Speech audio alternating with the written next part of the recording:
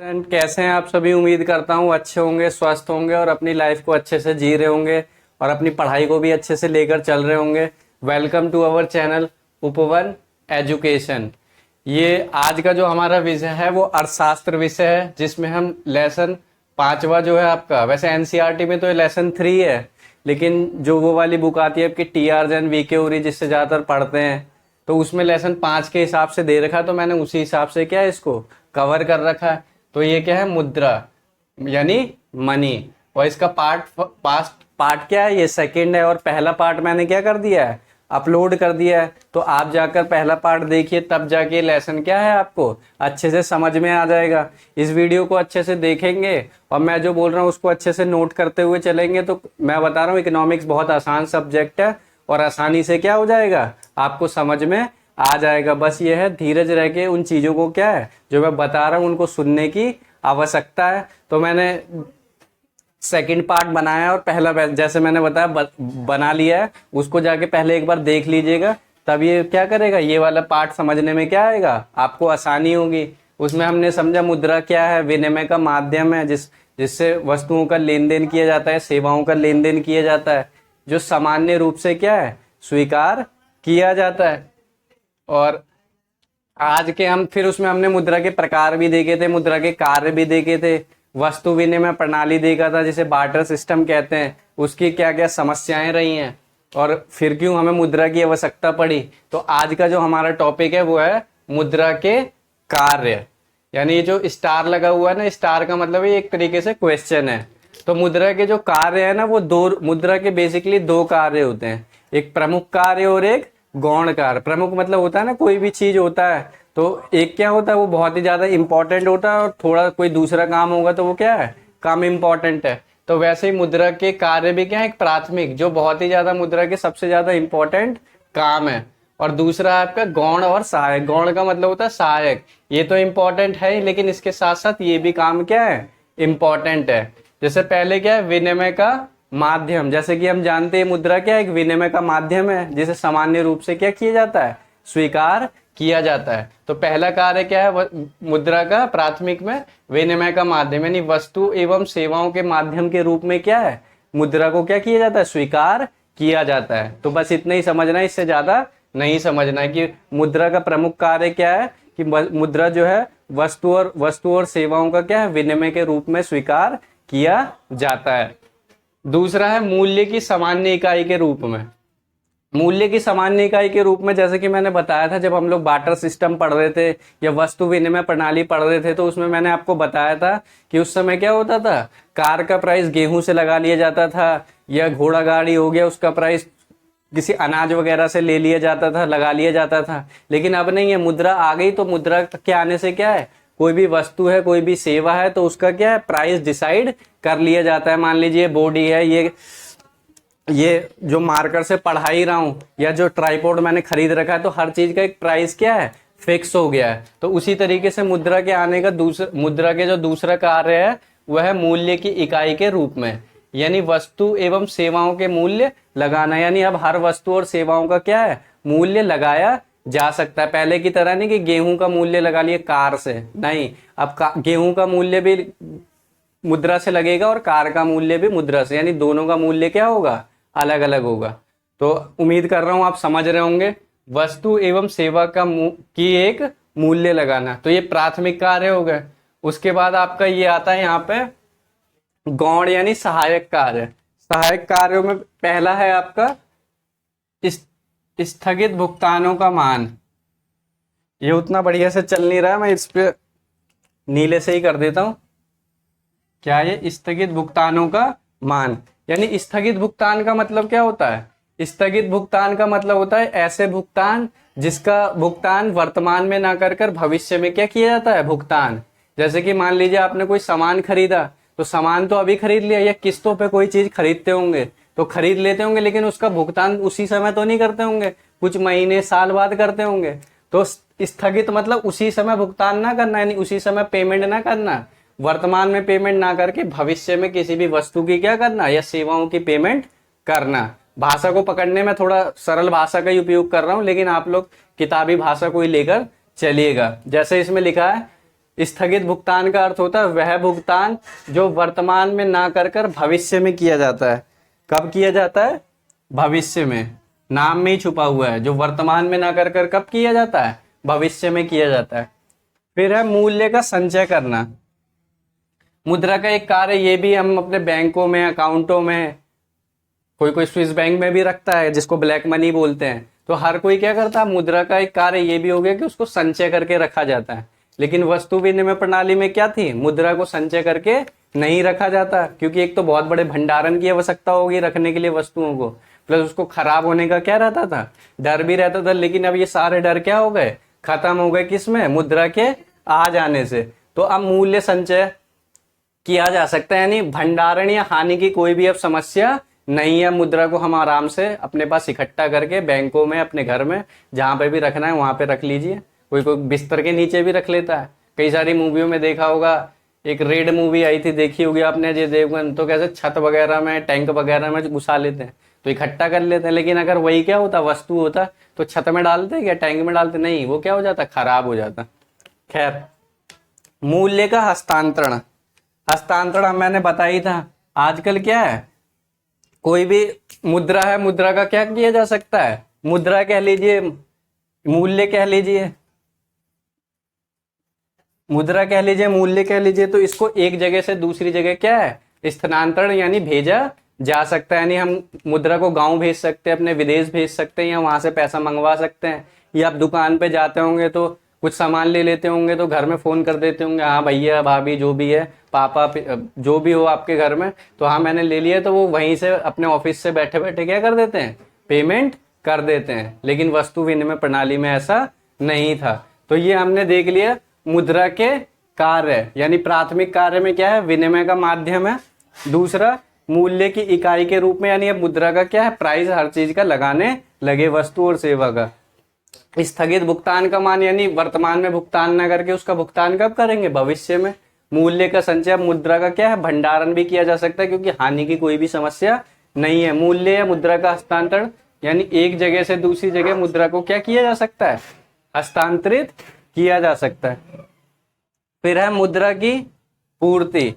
उसके बाद जो आपका क्वेश्चन बनता है, मुद्रा की पूर्ति। पूछेगा कि मुद्रा की पूर्ति से आप क्या समझते हैं? तो मुद्रा की पूर्ति का अर्थ होता है जब एक निश्चित समय में, क्या? जब एक निश्चित समय में देश के लोगों के पास मुद्रा का कितना स्टॉक होता है, उसको क्या बोलते हैं? मुद्रा की पूर्ति। पहले एक बार मैं पढ़ दे रहा हूं, फिर इसको क्या करूंगा? समझाने का प्रयास करूंगा। जैसे कि यहाँ पे लिख रखा है, यहीं से एक निश्चित समय में, ध्यान रखना, एक निश्चित समय में, भी मैं एग्जांपल से समझा दूंगा, आ जाएगा समय। एक निश्चित समय में देश के लोगों के पास उपलब्ध कुल मुद्रा के स्टॉक से है। निश्चित समय क्या होता है? निश्चित समय का मतलब है, जैसे आज मान लीजिए 7 तारीख है, 7 अगस्त है आज, तो आज जब 7 अगस्त 2023 चल रहा है, कितना चल रहा है? 7 अगस्त 2023 चल रहा है। तो इस समय में, इस डेट को आपके पास कितना पैसा है? हाँ, तो समझ गए होंगे आप कि एक निश्चित समय में, जैसे कि कोई भी तारीख ले लीजिए, उस तारीख को आपके बैंक में, आपके अकाउंट में कितने पैसे हैं, उस, यानी आपके अकाउंट में कितने पैसे हैं। आपके अकाउंट का मतलब क्या है? देश में जो भी व्यक्ति रह रहा है, लिखा है ना यहाँ पे, देश के लोगों के पास एक निश्चित समय में जो क्या होता है? मुद्रा का कुल स्टॉक होता है। यानी जैसे कि मैंने एग्जांपल कौन सा दिया था? 7 अगस्त 2023, जो आज की डेट है। तो 7 अगस्त 2023 निश्चित समय हो गया। देश के लोगों के पास, यानी भारत में जितने भी लोग रह रहे होंगे, उनके पास उपलब्ध कुल मुद्रा के स्टॉक से, यानी पर्सनल सबका ले लेके, और उसको जब पूरे देश का मिला देंगे तो क्या हो जाएगा? कुल। इसमें ज्यादा फंसने की जरूरत नहीं है, सिंपल सा डेफिनेशन याद कर लेना। मुद्रा की पूर्ति से अभिप्राय है एक निश्चित समय में देश के लोगों के पास उपलब्ध कुल मुद्रा के स्टॉक से है। समझ गए होंगे? और ना समझ में आए तो कमेंट बॉक्स में मुझे बताने का प्रयास कीजिएगा, और मैं उसको ठीक करने का या दोबारा से समझाने का क्या करूंगा? प्रयास करूंगा। और कुछ भी कमी लगता है पढ़ाने में, किसी चीज में, तो जरूर पढ़ाने मतलब पढ़ाई से रिलेटेड चीजों में, बाकी में नहीं। तो कोई भी कमी लगता है तो मेरे को बताना, मैं उसमें क्या करूंगा? आने वाले लेक्चरों में सुधार करने का प्रयास करूंगा। और ये देख रहे होंगे आप M1, M2, M3, M4, तो भारत में मुद्रा को मापने के लिए 4 विकल्प हैं, M1, M2, M3, M4। ये सब भूल जाना, कुछ नहीं आता, खाली बस ये ध्यान रखना M1, इसके बारे में हमें पढ़ना कि M1 क्या होता है, यानी मुद्रा की जो पूर्ति करता है उसमें M1 कौन होता है, यानी M1 में कौन कौन शामिल किए जाते हैं। तो इसमें 3 लोगों को बेसिकली तीन कंपोनेंट्स, 3 आयाम को शामिल किया जाता है। पहला क्या है, जनता के पास करेंसी। जनता के पास क्या है, करेंसी। करेंसी का मतलब हर देश की अपनी मुद्रा होता है, उसी को इंग्लिश में क्या बोलते हैं, करेंसी बोलते हैं, हिंदी में भी करेंसी बोलते हैं। जनता के पास करेंसी। जनता के पास करेंसी का मतलब क्या, मुद्रा की पूर्ति कौन करेगा, जनता ही तो करेंगे। जनता के पैसे को इकट्ठा करके ही तो एक अनुमान लगाया जाता है कि हाँ इतना देश के अंदर पैसा है। तो जनता के पास जो भी क्या होता है, सिक्के होते हैं, कागजी नोट होते हैं, तो सभी को उसमें क्या कर लिया जाता है, शामिल किया जाता है। उम्मीद करता हूं आपको समझ में आ रहा होगा। जनता के पहला क्या हो गया, जनता के पास करेंसी, ये मुद्रा की पूर्ति में ही चल रहा है। पहले मुद्रा की पूर्ति की डेफिनेशन दे दी। डेफिनेशन के भारत में 4 विकल्प होते हैं मुद्रा को मापने के, M1, M2, M3, M4, लेकिन कक्षा 12वीं के लिए सिर्फ M1 इंपॉर्टेंट है, जिसके 3 आयाम है। जनता के पास करेंसी, यानी जनता के पास जो भी सिक्के और नोट होते हैं उन सभी को क्या किया जाता है, शामिल किया जाता है। उसके पास जनता की मांग जमा है। देखो मांग जमाएं अभी आगे जब मैं अगला पार्ट डालूंगा, नेक्स्ट पार्ट में ये लेसन क्या हो जाएगा, खत्म हो जाएगा, क्योंकि वीडियो में ज्यादा लंबी बना नहीं सकता, क्योंकि अपलोड करने में क्या आता है, बहुत ही ज्यादा दिक्कत आता है।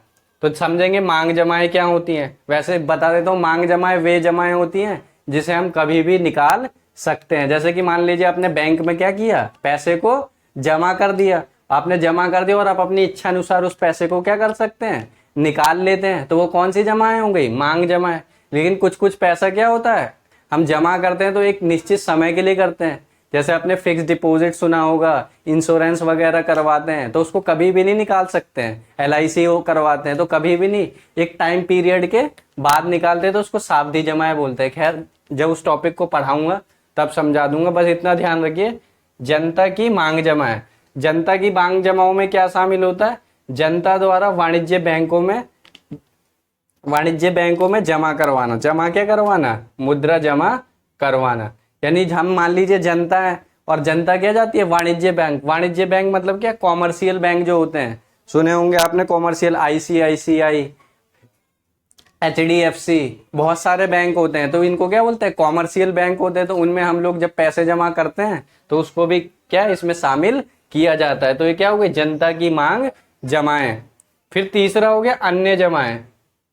ध्यान रखना, ये यहाँ से क्वेश्चन पूछ लेगा, डाल देगा और पूछेगा अन्य जमाओं में क्या क्या शामिल होता है, टिक मार्क वाले में पूछ लेगा, ऑब्जेक्टिव टाइप में, तो इसको ध्यान से देखना। जैसे अन्य जमाओं में क्या है, अंतरराष्ट्रीय वित्तीय संस्थाओं, जैसे IMF का मतलब होता है इंटरनेशनल मॉनेटरी फंड, और इसका WB का मतलब विश्व बैंक यानी वर्ल्ड बैंक। हिंदी में बोलते हैं IMF को अंतरराष्ट्रीय मुद्रा कोष और इसको विश्व बैंक बोलते हैं। खैर की मांग जमा है, यानी इसको रट लेना, समझ लेना। बहुत सारी, कभी भी ये मत सोचना कि हर चीज समझोगे, हाँ समझना चाहिए, 99% चीजों को समझना चाहिए, लेकिन बहुत सारी चीजें आपको क्या है, थोड़ी बहुत रटनी भी पड़ेंगी। और रटनी का मतलब है जब ये लिखाई है ऐसे भाषा में, क्या चेंज करेंगे, कुछ कर पाएंगे क्या, तो थोड़ी बहुत चीजें आपको रटनी भी पड़ेंगी, तब जाके अच्छे मार्क्स आएंगे।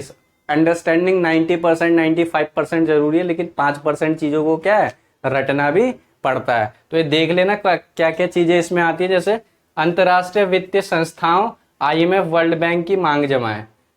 दूसरा है RBI के पास विदेशी केंद्रीय बैंक तथा विदेशी बैंक की मांग जमा, यानी RBI के पास क्या रहती है, RBI के पास जो विदेशी केंद्रीय बैंक। विदेशी केंद्रीय बैंक का मतलब क्या होता है, जैसे अमेरिका का बैंक हो गया केंद्रीय बैंक।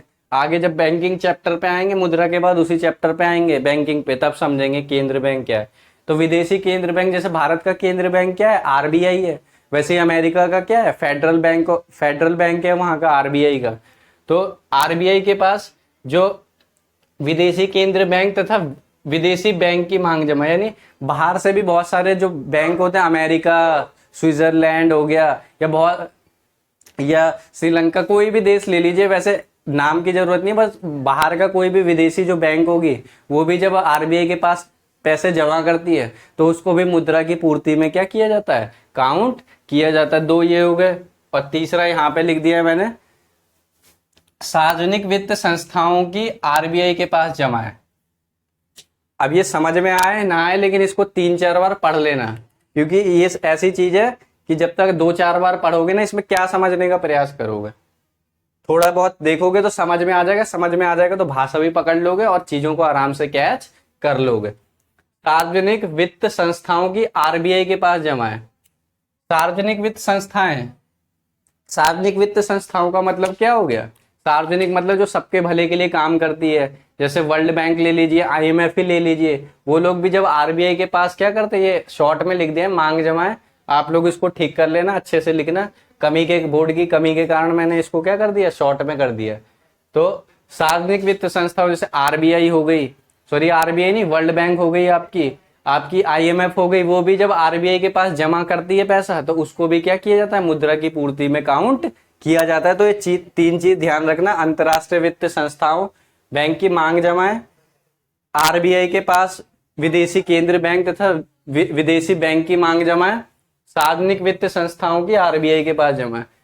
और ये जो सार्वजनिक वित्त संस्थाओं की आरबीआई के पास मांग जमा है ना, इसमें 3 चीजों को क्या किया जाता है, 3 नहीं 2 चीजों को क्या किया जाता है, काउंट किया जाता है, यानी शामिल किया जाता है। और पढ़ने में मन लगाइए, ना लग रहा हो तो जबरदस्ती क्या एक बार अपने आप को बिठा लीजिए, एक बार प्रैक्टिस करेंगे ना कोई भी काम को 10-15 दिन शुरुआत में तो अच्छा नहीं लगेगा पढ़ने में।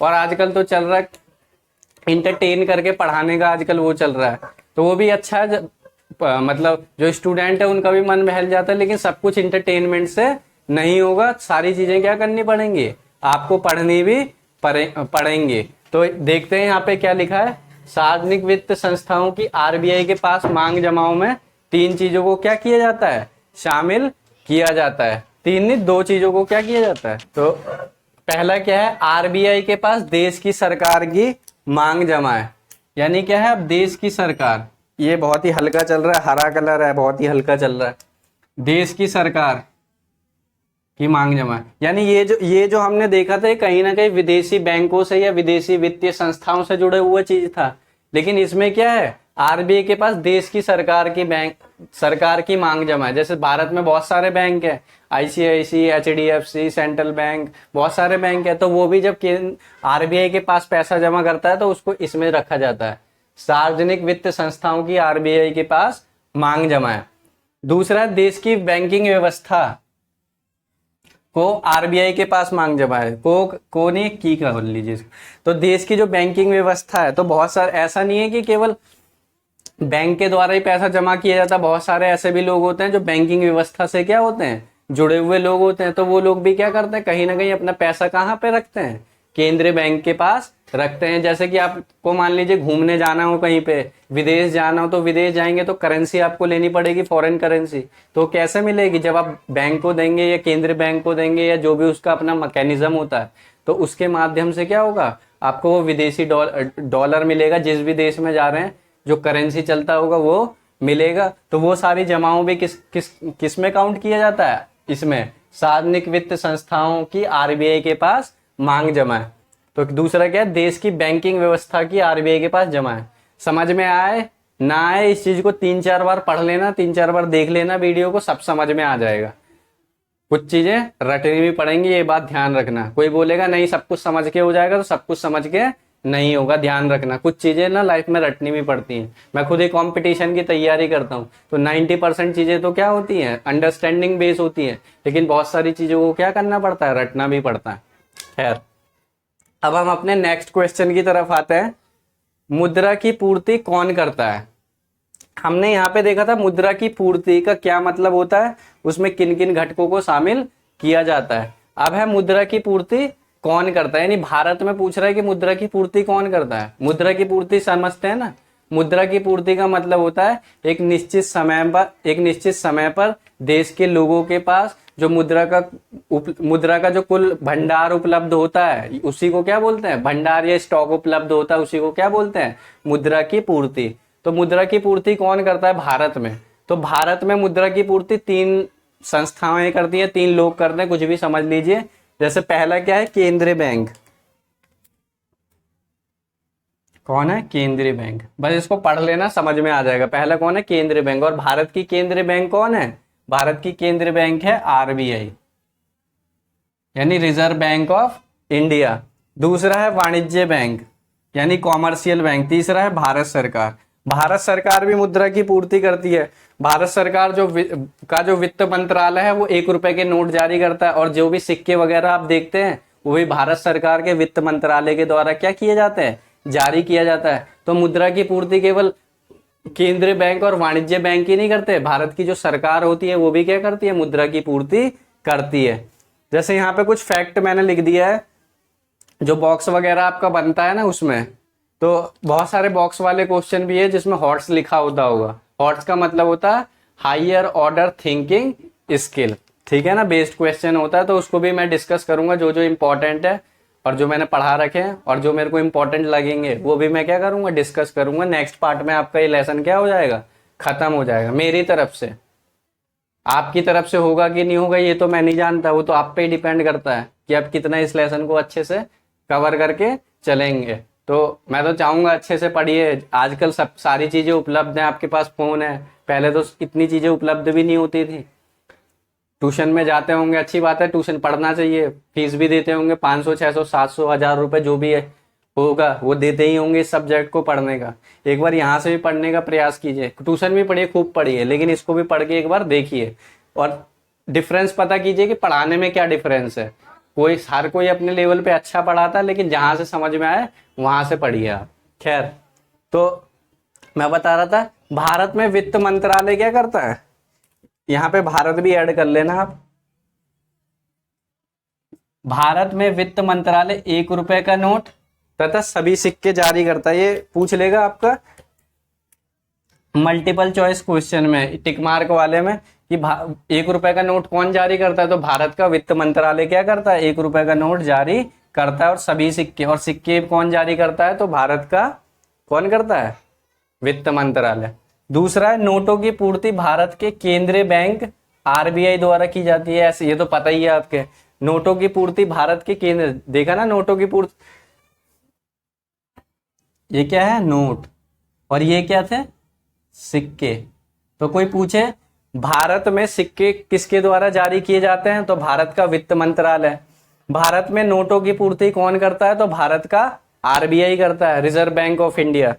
और एक्स्ट्रा इंफॉर्मेशन है, समझ लेना कि आरबीआई की जो स्थापना हुई थी वो 1935 में हुई थी, और सर ऑसबर्न जो स्मिथ थे आरबीआई के पहले गवर्नर थे।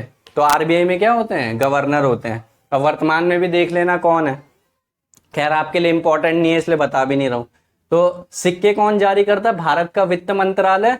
और नोट कौन जारी करता है? आरबीआई। नोट कौन जारी करता है? आरबीआई। नोट तो आरबीआई जारी करता है, लेकिन पूछे 1 रुपए का नोट कौन जारी करता है? तो 1 रुपए का नोट कौन जारी करता है? भारत का वित्त मंत्रालय। क्वेश्चन पूछे कि भारत में नोटों को कौन जारी करता है? तो आरबीआई। और भारत में 1 रुपए का नोट कौन जारी करता है? तो आरबीआई नहीं आएगा, क्या आएगा? वित्त मंत्रालय। फिर है वाणिज्य बैंक द्वारा मुद्रा की पूर्ति की जाती है। ठीक है, ये सब ऐसे ही है, देख लेना, इसमें कुछ खास नहीं है, वही ऊपर की बातें लिखी हुई है। मैं एक बार हट जा रहा हूं, आप स्क्रीनशॉट ले लेना। और मैं तो कहूंगा जब मैं पढ़ाता हूं तो साथ साथ में क्या करते चलिए, लिखते चलिए, इससे आपके क्या हो जाएंगे? नोट्स तैयार हो जाएंगे। ऐसे ही मैं यहाँ पे खड़ा होकर नहीं पढ़ा रहा हूँ कि आ गया, इसको मैंने खूब सब्जेक्ट को पढ़ा भी है और पढ़ता भी हूँ। और एक चीज आप जानते होंगे, कोई भी पढ़ाता है तो ऐसे नहीं पढ़ाता है, पढ़ाने के लिए भी क्या करना पड़ता है? पढ़ना पड़ता है। तो पहले हम खुद अध्ययन करते हैं, जो भी अच्छा होगा पढ़ाने में या पढ़ाता होगा तो पहले खुद अध्ययन करेगा, उसके बाद चीजों को समझ के एनालाइज करके आपको बताता है। तो मैं हट जाता हूँ 2 मिनट के लिए, आप क्या कर लीजिए? स्क्रीनशॉट ले लीजिए।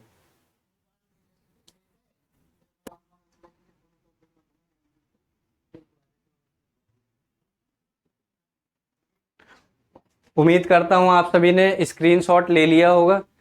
तो ये हमारा चैनल है उपवन एजुकेशन। मैंने जैसे ही बोला आपको, अगर किसी भी चीज़ की क्या लगती है, कमी लगती है, और अपने ऊपर प्रयास कीजिए। मैं भी क्या है, मेरे को भी आदत नहीं है ऑनलाइन पढ़ाने की, तो मैं भी क्या कर रहा हूँ? प्रयास कर रहा हूँ। तो आप भी क्या कीजिए? अपने स्तर पर प्रयास कीजिए। मेरे में भी थोड़ी कमियां होंगी, वो भी धीरे धीरे मैं बनाऊंगा तो क्या हो जाएंगी? दूर होती जाएंगी। जब कैमरे के सामने आदत पड़ जाएगी बोलने की, तो अगर वीडियो आपको पसंद आती है हमारी तो इसको शेयर करिए, लाइक करिए, सब्सक्राइब करिए और अपने दोस्तों में फैलाइए। ये सब्जेक्ट केवल आर्ट्स के लिए नहीं है, कॉमर्स वालों के लिए भी है। Thank you and keep smiling.